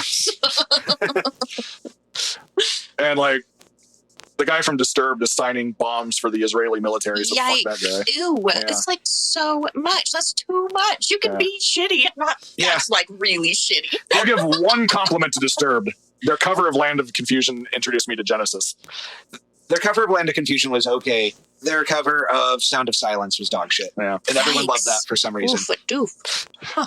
Well, I love their cover of Land of Confusion when I was a teenager, but obviously the Genesis version is superior in every single way. I do like the Genesis version. And I like the original Sound of Silence. I grew up with Simon and Garfunkel. They were my dad's favorite band. It was one of my mom's only like cherished secular songs. Nice, yeah. When my parents moved out of their old house and my dad got rid of his record player and I got my dad's records, the one of his old records that I listened to the most was that one by Simon and Garfunkel. I remember listening to Sound of Silence during a blizzard while reading about targeted assassinations carried out by the Israeli government. Vibes. Yeah, vibes. It was very much vibes. It was like really cold out. There was like snow and ice all over the ground, and I was reading like this journalist talking about all the people that got murdered, and it's like, okay, this is a mood. Well, hello darkness, my old friend. Yeah. I think it's funny when you go back and look at the new metal bands as they age. It's like bands like Disturbed and Godsmack are just so bland that like it's hard to like bring up the energy to even care, well, not care, but throw any even sort of hate in their direction. But there's a lot to latch onto. Like, there's a lot to like latch onto with like Korn or if you count Rage Against the Machine. But yeah, Rage Against the Machine. I remember I saw a forum post one time where somebody's like, I see Rage Against the Machine is kind of like, Guns N' Roses has all the elements of a hair metal band, but they aren't hair metal, and it's kind of the same with Rage Against the Machine. They have all the elements and ingredients, but they're just not. Yeah. But yeah, I think it's funny, like bands like Godsmack and Disturbed at the time I thought had more integrity than bands like Limp Bizkit, but I feel like Limp Bizkit have circled around to it's so bad it's good territory. Exactly. And Fred Durst is a good actor and good director. Is actually like an okay guy. He was great. He was great as an actor, and I saw the TV. I loved him in that. Yeah. As like he played a shitty dad, but he knew he was playing a shitty dad. Exactly. Yes, it was very self-aware. Fred Durst in this this day and age is very good stuff. I love that they titled their comeback album Limp Bizkit Still Sucks. Yeah, that's so great. There are a lot of great new metal bands too. Like Deftones were amazing. I still love Deftones. Deftones are great. Yeah, White Pony was a fantastic album. I've never listened to Mudvayne, but I've heard they're great. Yeah, but if I was to pick my favorite one, I guess it'd be System of a Down. But I still don't really. I don't know if they count. They're adjacent, but they're also a little different. Yeah. But the the things that they're like, and they're different. They're also not a part of. Definitely, like they're not a hardcore punk band. Yeah. I like that meme of the guy at the fast food restaurant with his like earbuds in, and he's just like trying to calmly eat his meal, and it's got this. It says System of a Down over him, and then in the background it's like a bunch of kids fighting, and it says like Slipknot and Limp Bizkit and I forget Linkin Park. Yeah. They've risen. There's another new metal band that I respect, at least their old lineup, but I just don't like their music. I have not listened to the new one, so I don't know how their new singer is. It's really difficult for me to keep like. I'm listening to this with a bit of irony out of my new metal experience. System of a Down doesn't. I don't enjoy them with any irony. Yeah. Yeah. I feel like that sets them apart quite a bit. It does, yeah. Yeah, there's no irony for me with Deftones either. Well, Limp Bizkit, you know, it's like their Faith cover is bad. But like there is a lot of fun to be had in like songs like Nookie. Yeah. Well, and like when I have a bad day, break stuff just fucking hits. Yeah. Like, I know it's childish. I know. It's okay. But it fucking works. You gotta feel your feelings. Yeah. Yeah. But yeah, you have anything to plug? Check out improv comedy at the Backline Theater if you're here in Omaha with us. That's it. That's Nice. the only thing I do, and it's not music related at all. That's good. It's good to have someone plugging something other than music sometimes. Yeah. Yeah. Yeah. And Clayton, unfortunately, had a family emergency, but you can check out his group. Is he in Scabby Ghouls now, or does he? I think Scabby Ghouls broke up. Is he active in something right now? I don't. And Frankenstein. Yeah. She's like a country band. Yeah, they're good. I really like them every time I've seen them. Check them out. And then our plugs are baked into the outro because we're the hosts. But yeah. Oh yeah. By the time this is released, my single, my EP. I'm calling it an EP because I'm just putting my single on my last single at the end of the next single. But my next EP is going to be Tyranny of the Clock, and it's going to feature 4 songs. The 2 songs from Incompatibility, but it's also going to have a song called Who Killed Saint Monday, and then a cover of a Union anthem called Solidarity Forever that Dave contributed vocals and organ to. Hell yeah. As well as our frequent guest Dan contributed flutes, our friend Anna did vocals, and my past band member Adam also contributed vocals to that one. So I'm releasing that one on May Day, which is at the time of recording a few days from now. By the time this comes out, it's probably been out for a month. Yeah. Yes. Yeah. And a happy Beltane, of course. That's coming up as well. Yes. Happy Beltane. Happy Labor Day. Yeah. May the Green Man bless you. Yes. Make a human sacrifice to the Green Man. Tyranny of the Clock is such a good title. Yeah. I love that. Thank you. I didn't come up with it. It's there's a essay written by anarchist George Woodcock, and it details how the clock, when it entered our lives during the Industrial Revolution, how it was first used as a tool by the factory owners to squeeze as much productivity out of workers as they can, and they do things like slow down the clock, like, or tie it to the machines even. So like if the machines stopped working, then their workers would stop getting paid, or they'd have to stay there later and that kind of stuff. But he also went into some really interesting things like the clock has caused us to become so obsessed with productivity that we no longer have any satisfaction in our work because we're too busy trying to, cram out as much product as we can, and that also leaks into things like our leisure time. So like we're watching the clock all the time, so that's why I was really drawn to it, and that's why I ended up borrowing a lot of that essay from it, and I'm sure George Woodcock probably likes that. He probably would, yeah. If you want to read that kind of thing in an absurd science fiction story, I highly recommend you check out the short story Repent, Harlequins of the TikTok Man by Harlan Ellison, which is really neat. Yeah. Which is just a really cool short story by I guess by now it's been a long time, but like dead within the past 10-ish years, science fiction writer. Yeah, he sucks. He's shitty. Yeah, he was a shitty person. He did bad things, but he's dead. Yeah, exactly. Yeah. I was so bummed. I want, because, yeah, his stuff's so great, but man, he was a piece of shit. Yeah, he was. A lot of authors like that. Yeah. It wasn't as bad as Neil Gaiman, if that makes you feel better. Yeah. That was really disappointing. Yeah. I thought he was a stand-up guy. But. No, he was the least stand-up out of all of them, apparently.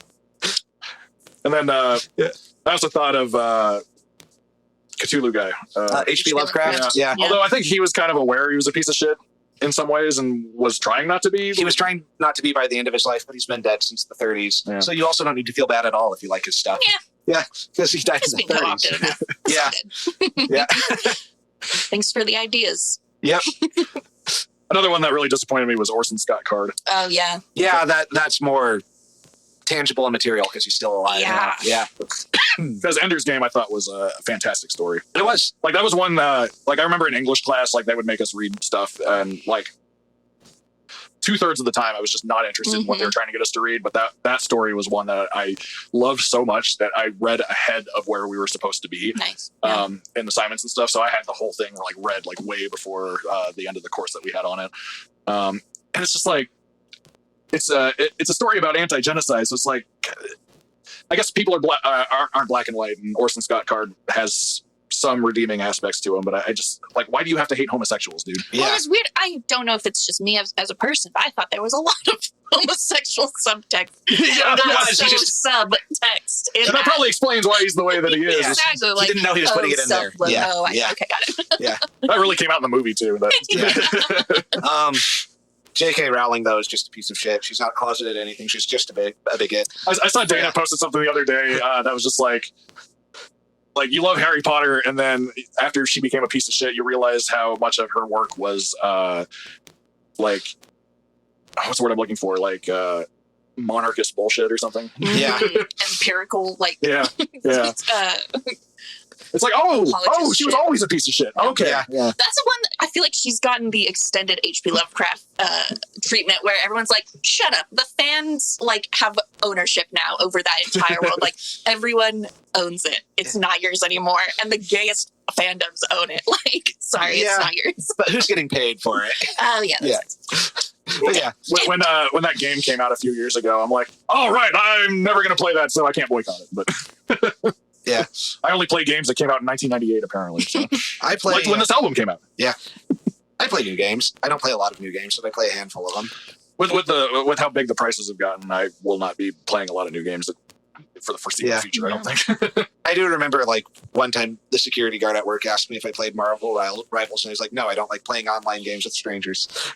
I don't either. Yeah. I mean, usually I get stomped before I can even do anything. Yep. So. I don't have enough time to get good enough at them to be competitive, and then it's just boring. Yeah. If you die in the first 5 minutes, it's boring. Would recommend Repo, though. That's a new game that I've been honking on with my friends. It's Nice. like a Five Nights at Freddy's meets... I don't remember what the other one was, but it's fucking goofy as hell. Nice. I suppose my exception to that is a lot of indie games are still cheap and tend to be better than even AAA games. Yeah, anyway, this is... Electro kicks ass. Oh, hell yeah. Yeah. This is one of those games that, like, they didn't expect it to be as big as it did, and they're like, we've run out of content. Yeah. So, we're going to plug some mods now. I had a lot of fun with Avowed. I ended up beating it. That was good. I'm glad to see more games in the Pillars of Eternity universe because I thought that was dead. New patch dropped for Baldur's Gate, so I get to play that again. Not because it already took like 200 hours of my life. Why not give it another 200? Ooh. Yeah. But yeah, no, like multiplayer games. I like playing multiplayer games with friends, and so right, yeah. when it gets to like the big competitive, like play with 20 strangers, I don't want to. But when I tried out Fortnite, like I really like the concept of it, and I thought the gameplay was a lot of fun. But it's like I will never win this. I can't. There's no way I can ever get good enough at this to beat the 10-year-old that does nothing but this. Beat the 10-year-old who calls you a slur. Yeah. All right. Well, that's the end. Check out our plugs, and then check out this album. And Dave, I'll catch you on the flip side.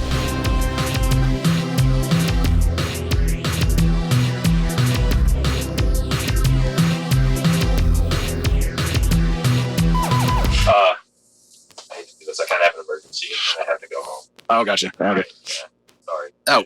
Honestly, it's not an emergency to me, but my girlfriend is. If she says it's an emergency, it's an emergency. Well, my cat, We can finish up without my you. cat fucking caught a mouse. And Oh. it's alive, but it's in our bedroom. And she's like, I don't know what to do. I can't get the fucking mouse. I don't know. I'm like, we'll get it outside. She's like, no, I can't. You know what I mean? Yeah. So I'm like, I just said, sorry, guys. I'm sorry. I feel really bad. This is the first time that this has happened, so it's fun. It's a historic moment. You can tell him I had a family. I don't know. I'm sorry. She's like calling me crying. That's why she called me like 3 times in a row. She's like 911. Emergency. I need you to come home right this second. No. Right. I don't get it, but I get it.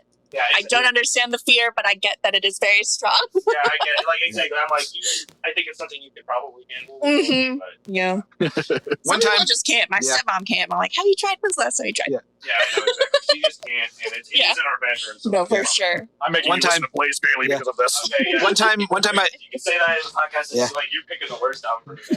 one time, my old cat Gladys caught That's it. You just guaranteed yourself on the Lulu episode. Actually, I think my first choice for a guest for the Lulu episode, like you and Sean, I think would be the ideal. Sean's definitely going to be on Yeah. that. No, you're good. One time my cat Gladys caught a mouse when I was taking a shit, like in the bathroom. Like she followed me into the bathroom and caught a mouse and was just like batting it back and forth, and it was still alive. And I was annoyed because I couldn't do anything about it because I was taking a shit. I just turned to her sarcastically and said, "Faster, pussycat, kill, kill." And then, Okay. And then she looked at me really self-consciously and let the mouse go because I had spoken to her while she was hunting. And she never caught a mouse again. Whoa. Whoa. Well, a few weeks ago, Cannoli, my cat. Oh, that's a really good name. Yeah, we have 2 cats, but only one of them seems to be hunting the mice. But Christina stepped on one, a dead one. That's Stepped on some viscera that was left out from my cat because she found the body and stepped on like some blood and stuff. And That's wild. And so but now she said Cannoli has one and caught it. It's just playing with it in our bedroom. Because you feed your cat, they don't actually, eat what they kill. They just bat them back and forth. Yeah, exactly. Yeah. She doesn't even know, but I'm like, I'm glad my cat's a killer, I guess. Yeah. All right. Yeah. Put me down for something fucking horrible. Yeah. Just look Cannoli in the eye and say, "Faster, pussycat, kill, kill." Like, you made me miss my friend's podcast. All right. Yeah. They're grounded. Yeah. All right. Well, we'll see y'all later. It was really nice to meet Good to know you. See y'all later. Yeah.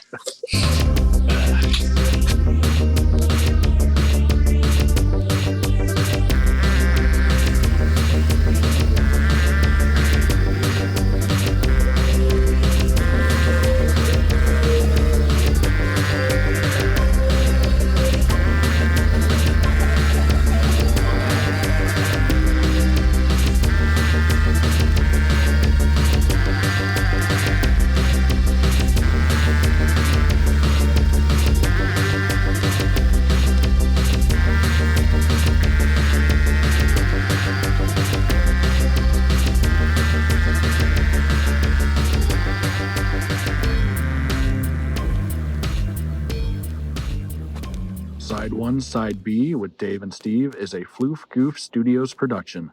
You could find us on Instagram at KillRockMusicSWS and Dave_Diction. You can find us on Bluesky at KillRockMusic and Beastmaster General. Check out our musical projects, The Alliterates and Lucid Fugue, on all major streaming platforms, and links to each at my website, killrockmusic.com. That's KILRAVOCK music.com. This also includes my past projects, Megaton and Valley of Shadows, and my current solo project, Kill Rock. You can also find Dave's past project, Gong Farmer, at GONGFERMOUR.bandcamp.com. Thanks. Everyone we worked with is dead. Really ripped. Yeah. I need to change my pants. Check. Check. Leonard Bernstein. I hate it so much I skipped the whole Destroyer. Allow me to play you out. Dirty Dave just pooped his pants. Yes, indeed. Perfect hooker murdering song. Kick out the jams, motherfucker! Are you ready? Oh, Steve's got some cheese. Get my podcast voice ready to go. Jaw Wobble. What a name. I'm Ivan Moody, and I'm having a psychotic break. Testicules. That is a fun fact. There's a jazz hole. What do you mean the song is called Sweet Pea?